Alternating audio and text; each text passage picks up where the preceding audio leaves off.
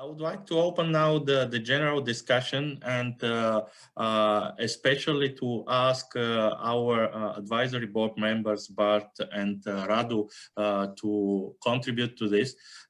Particularly for me, one of the major issues and questions that actually was raised in many of the presentation is how to align theoretical concepts to one reality. And what are the major challenges and how this could be, how they could be overcome.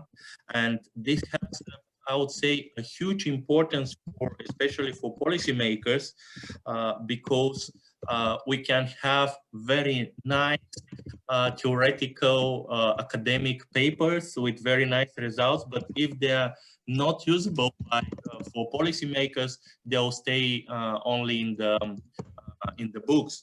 And the questions about scalability and transferability of methods and approaches that all of us are developing seems to be very, very important in this case, especially when we are dealing with a concept, with a complex concept like state capture, which is, I would say, from academic point of view, still emerging concept. So it's quite not new, but I would say not clear enough. So saying this, I would like to pass the floor to the others, and yes, who will start with trying to answering these questions or raising another ones? I'm happy to chime in briefly if you want me to. Yes, thanks. All right. Well, first of all, a big thank you to CSD for this virtual convening. It's actually very interesting and very pleasing to see so many organizations that I've had the pleasure and honor to work with over the past few years come together in this space. And yeah, it deserves a big compliment. I think it's really exceptionally good to discuss the various projects that some of them I know quite well and some of them I didn't. And as you mentioned, I think it's good maybe to zoom out a little bit and see what do the various presentations that we've heard so far mean for, you know, policymakers, policy responses. What can we do to change maybe? And I would maybe focus a little bit on a sort of a more political view. I think state capture is inevitably, and countering it is inevitably a very political exercise.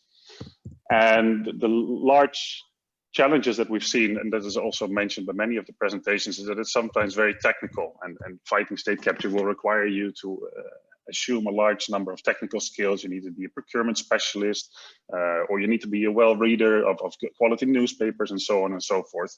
So maybe the first hint that I would like to give, and I know it's not always particularly popular because it takes time and resources, but I would want to emphasize that I think it's very crucial to work somehow on education.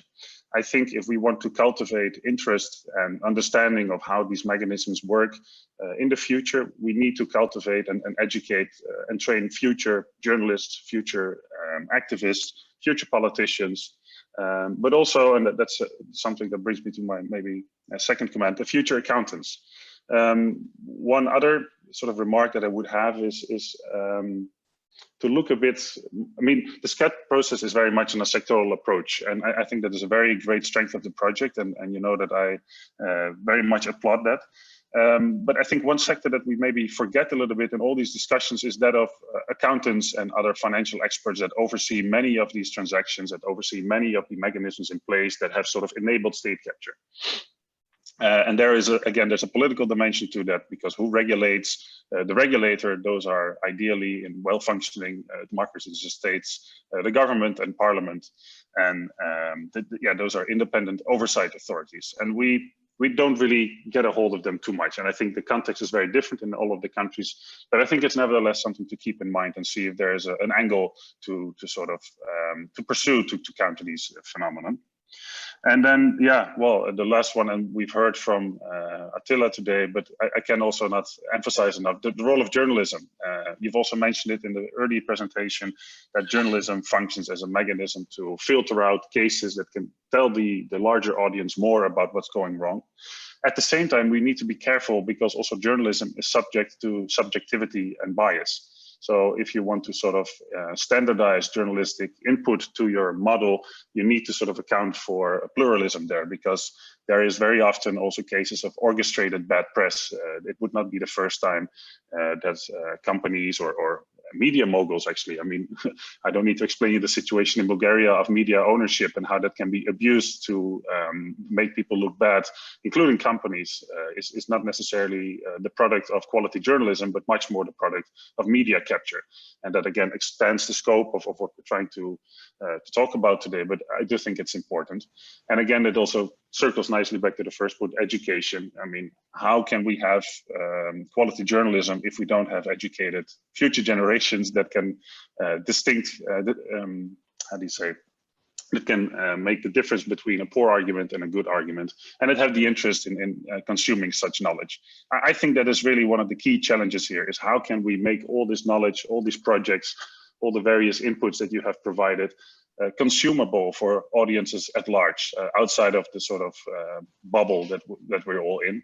And yeah, I hope that maybe I give a few hints of how to do that. So broaden the scope, liaise with others outside of this bubble, and yeah, maybe also look a bit on prevention and the education sector. I'll pause there. There's much more I could say. Also in face of the current crisis, how this could actually be a great opportunity to deepen state capture, because the first responses we've seen in some Central European countries are quite worrying. But also here where I'm based now in Austria, the president signed a decree that is actually counter-constitutional, but yet he did it because he felt it was needed. It's something to keep in mind as well. I mean, I've heard a lot of optimistic signs today, but we should also be careful that the current crisis poses exceptionally good chances to further the grip on a state if you are in the business of state capture. And it's something to keep in mind. Okay, I really stop there, and thanks again for this convening. Thank you very much, Bart, for this for these inputs. I really believe that one of the things that you mentioned, media capture, is very, very important. I would say dimension of state capture, and this is something that we would like to work on, and actually we're working on even in other projects right now. But this is a new territory, let's say, still for many of the researchers in Europe, but I think it will become more and more important in this era of information, disinformation, and propaganda. Radu, would you like to share some thoughts about? We don't hear you. Do you hear me now? Yes. No. I tried to mute all the microphones. You know, I have 4 kids behind the door, and I was so much hoping they will jump in, and then I hit the number of views on YouTube with that, but that didn't happen. All right. Hi, everybody, and nice to see you all. Many familiar faces, and thank you so much for all the presentations. I really enjoyed every minute of it. And I was impressed by the thoroughness of the analysis presented here by the Romanian colleagues, by all the speakers, in fact. Special thanks and congratulations go to the authors of the SCAD publication and methodology. Thank you so much for giving me another opportunity to dig in for the last couple of days into this very interesting and timely topic. I'm not an analyst myself, and as Mr. Ioniță pointed out, you need to be a first-hand researcher to understand all the nitty-gritties of the indicators and the assessment diagnostics here. But I am a consumer of this kind of analysis. I see my connection is not unstable. Do you still hear me? Okay. I'm a consumer, as I said, of this kind of analysis, and that's why I really appreciate the methodology. I think it's very helpful in understanding how the business dimension is shaping the state capture. And this is a very important step forward in conceptualization of the state capture notion. And I very much look forward to having these indicators used in other countries. But also, I very much look forward to the analysis in the other dimensions, particularly in the dimension of the political state capture. And here I would like to make a very short point. You know, we all know, of course, that when corruption is ingrained in political system and concentrated among the political elites in our countries, which is happening right now, it becomes, in fact, less noticeable to the citizens. What I'm trying to say is that corruption, in fact, becomes more distant from the average citizen, and the grand corruption often goes unnoticed as it develops more and more. Now we have this situation that on one side, or at least this is my perception and understanding, that the state capture indicators raise, and this is what I surprisingly saw in the state capture assessment diagnostics that you kindly developed, Todor. And on the other hand, the corruption perception indexes could in fact improve. And that's interesting to follow. I see here a very high risk for the democracy, for the good governance, and the vulnerability for the state to be well captured. Because bearing in mind the rise of populism around Europe, this could actually lead to very pessimistic forecasts in terms of state capture. Well, I think this is quite a negative and pessimistic view, but that was my perception as I was going through the state capture assessment diagnostics and the results of it in the 4 countries. I hope that the optimistic views that other speakers presented today will improve actually the picture. And yeah, I very much look forward to the follow-up of the diagnostics and to digging into other dimensions. And thank you once again very much for this opportunity. Thank you, Radu. So yes, Sorin is raising just to add, a sentence here after Radu, because this is very important what he said. The perception of corruption, especially in times of social stress like this.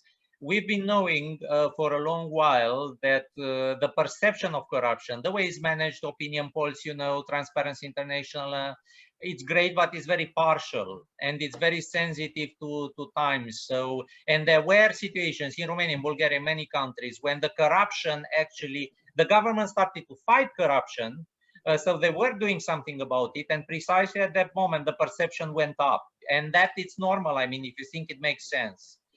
So that's one vulnerability of opinion polls for measuring corruption. The second is that it cannot measure. It can measure probably in normal times the petty corruption, the bureaucratic corruption, petty of the office, traffic officers, police officers, or offices, you know, but it cannot measure, you cannot measure through opinion polls on general population the state capture at the top.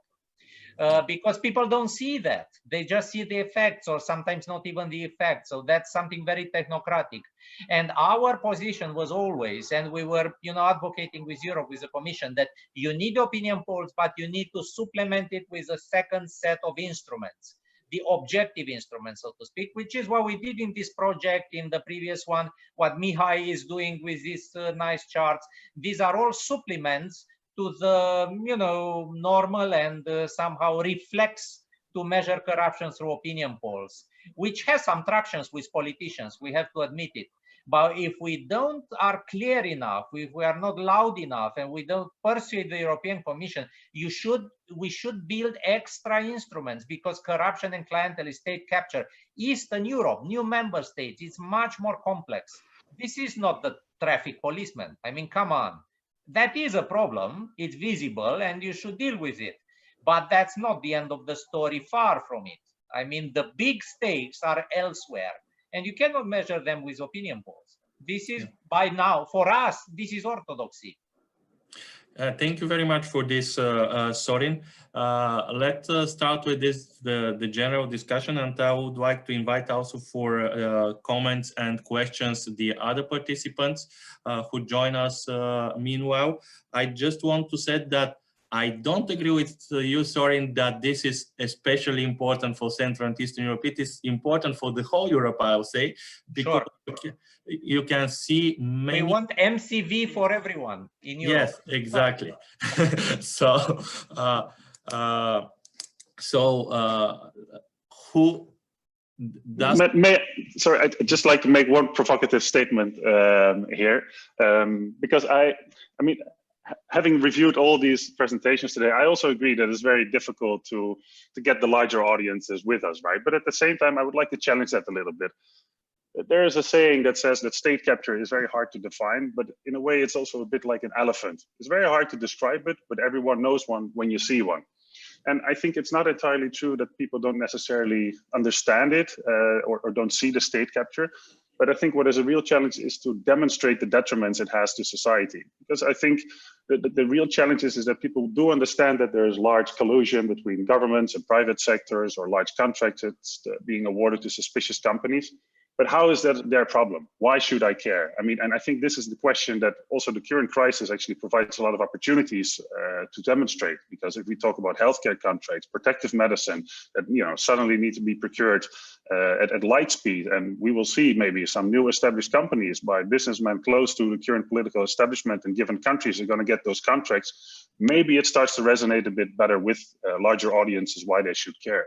But I would challenge a little bit the assumption that if we don't do that, people don't understand that there's a problem. I think it's more a challenge, how can we make this everyone's problem and not just that, of us researchers or specialists and so on. Very much support you. That's a great comment. Yeah, agree. Any other comments or questions from the other participants? I would like just to ask if someone starts speaking, just to introduce him or herself before that. And don't forget to unmute your mic.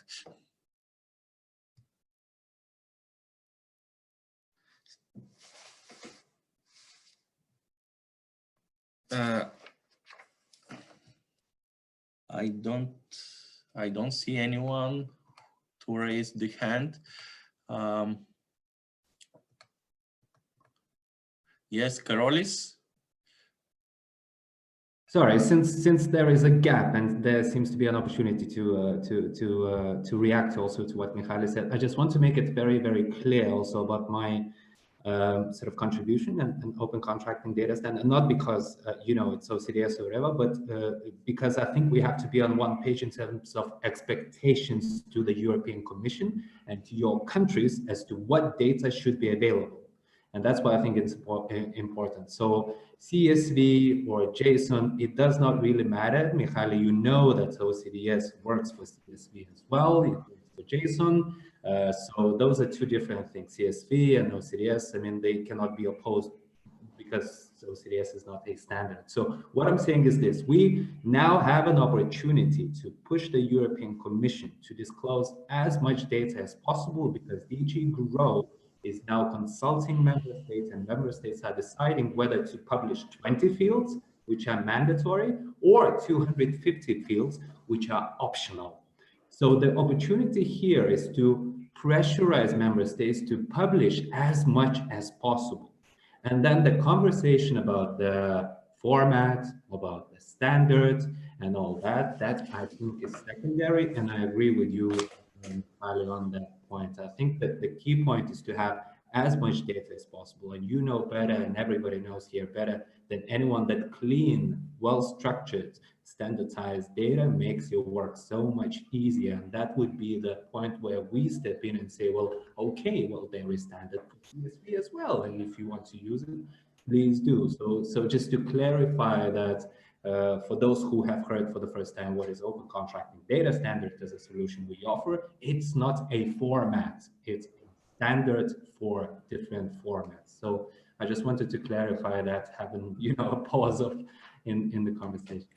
Okay, thank you very much for this clarification. Yeah, data transparency and availability is a big question, and I think that all of us is urging the European Commission and the national policymakers that we are working with to do as much as possible on these two issues. So it's really very important. Actually, can I add up something, Todor? Yeah.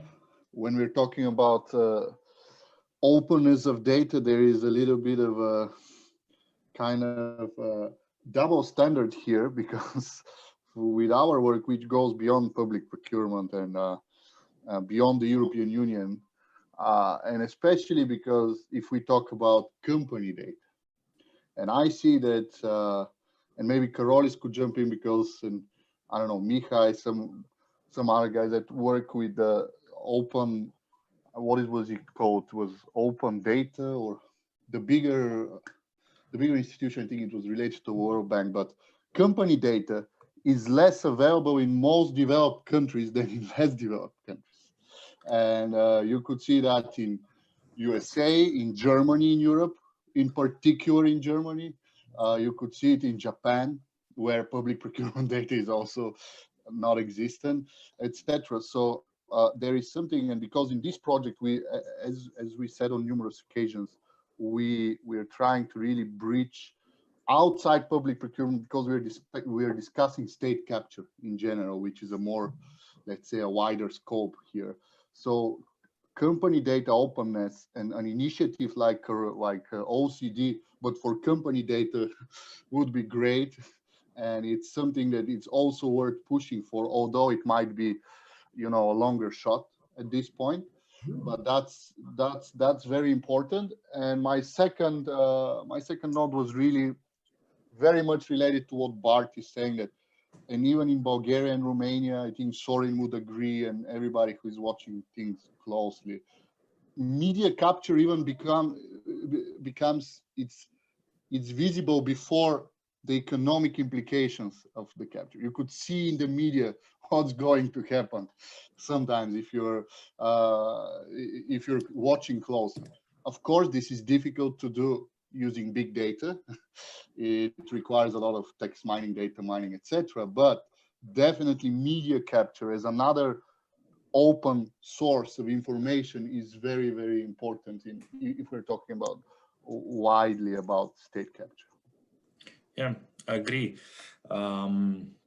Karolis wants to say something. You allow me just to clarify on beneficial ownership on company data. Martin, there is some good news that it's actually a lower hanging fruit than procurement data currently, because Public Sector Information Directive in its annex includes company data as a mandatory data to publish on a member state level. It's just that the stage right now that they are defining what that company data means. And there is a beneficial ownership data standard run by Open Ownership, an organization based in the UK. And they're working together with DG Connect now to inject that standard into the directive. So chances are that very soon company data and beneficial ownership data will be part of Public Sector Information Directive, which will mean that countries will have to publish beneficial ownership data. Just the scope of that is being defined right now. Okay, that's great news. Actually, I didn't know that. I see that Mishi again raised his hand. Just to say before that, actually the Commission already did this, at least partially, because you know that with the last changes in the public procurement regulation, all the companies that are bidding for for public procurements with European funds has now to declare their beneficial owners in the common template which all the companies have to fill in when they want to bid for a contract. The Commission already started this. I think this is a very important step, and the problem is now to enlarge it and to enlarge the scope not only to bidders for European funded contracts, but also to all the bidders. Yes, Mishi? It's already covered by the AML directive. So all companies have to declare right now their beneficial owners and include it in the trade registry or whatever the registry is at the level of the country. So we are already there. Yeah. Let me just offer a few very quick reactions both to Karolis and Martin. So first with the company thing. So when we talk about company data, it's not just ownership and not just beneficial ownership, right? So we should push for registry information. Where was the company registered, location, time, financial data, right? I mean, one of the indicators you use for the state capture index is procurement divided by total turnover, right? So financial data is often even less transparent than ownership data.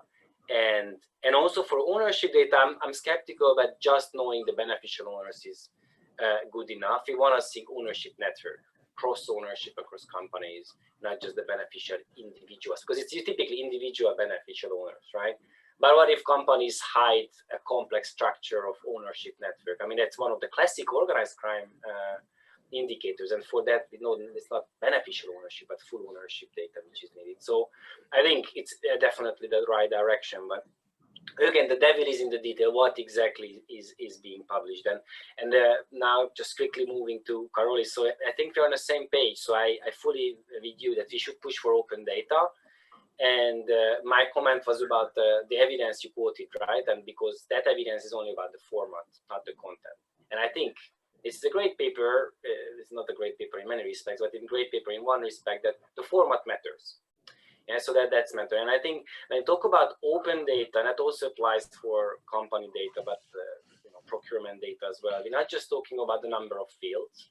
We're talking about coverage of the data. It's super important. It's data scope, which I call. Look at my defense data, right? Even after looking at the media, even after looking at freedom of information requests, trade associations, we could trace 20% of the spending. Where the hell is the 80%, right? So that's, field is one dimension, if you like, that's the columns in your Excel sheet, and then the scope is your rows, right? And then the third thing is quality is as important, because honestly, Europe has great laws on procurement. Not perfect, but great laws.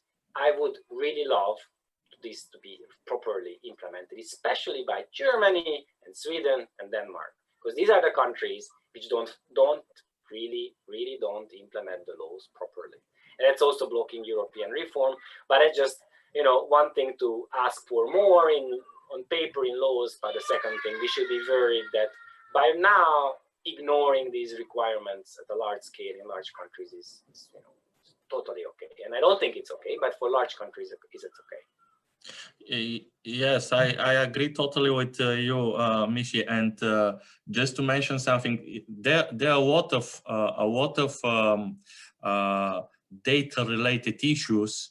I would say technological issues, but what I think Radu was who said that grant corruption is very hard or difficult to be measured because it's not seen by the larger public, and for that reason, and this grant corruption very often is not possible to be traced or monitored, even with perfect data if they exist.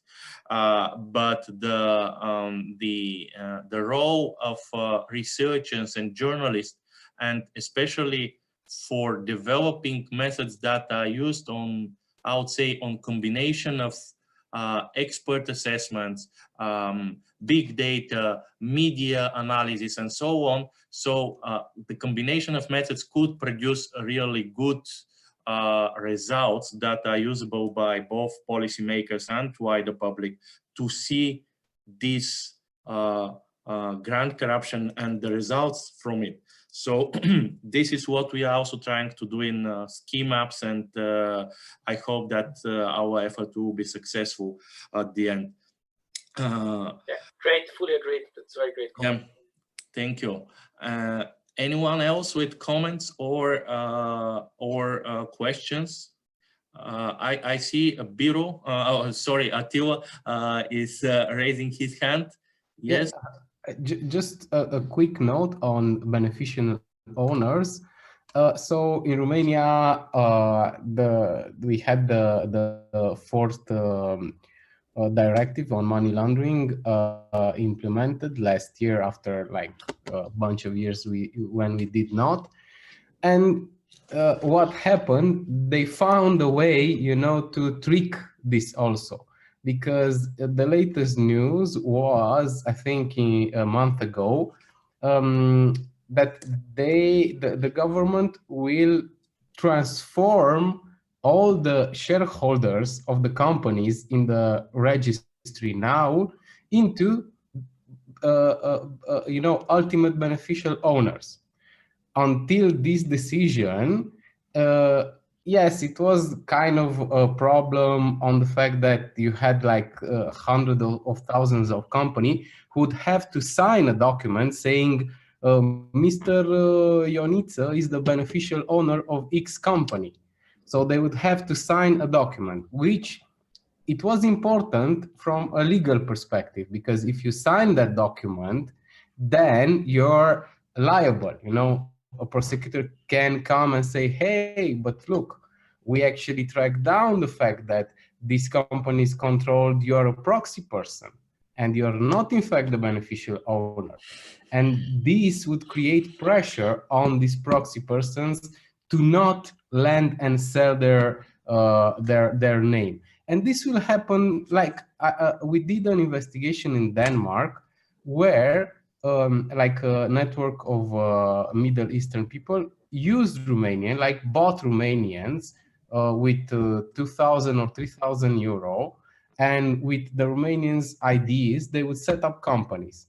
Those companies were used to finance their terrorist operation. So in Romania now it's like a super sham, because you will go and, I don't know, you will go in Bucharest in a poor neighborhood and will pay 1,000 euro, and you will set up a company on that guy's name, and you will use that to do this. And the guy will not be liable. You will not be liable, because the prosecutor can prove that you control the company, but the state already made it like official that the proxy person is the ultimate beneficiary owner. So maybe we should, you know, look out for this in the rest of the countries. And of course, there is methods of exposing it, but we can see that these guys, they protect their assets when it comes to legislation. Okay, thank you very much, Attila. If there are no other questions or comments, I would like to wrap up and finish this. First, for us, online meeting,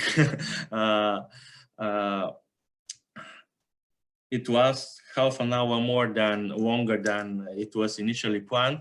Sorry for this to all of you, but I think it was quite successful, and with very interesting and challenging presentations, and sharing some ideas that are giving us ideas for our further work on state capture assessment and monitoring.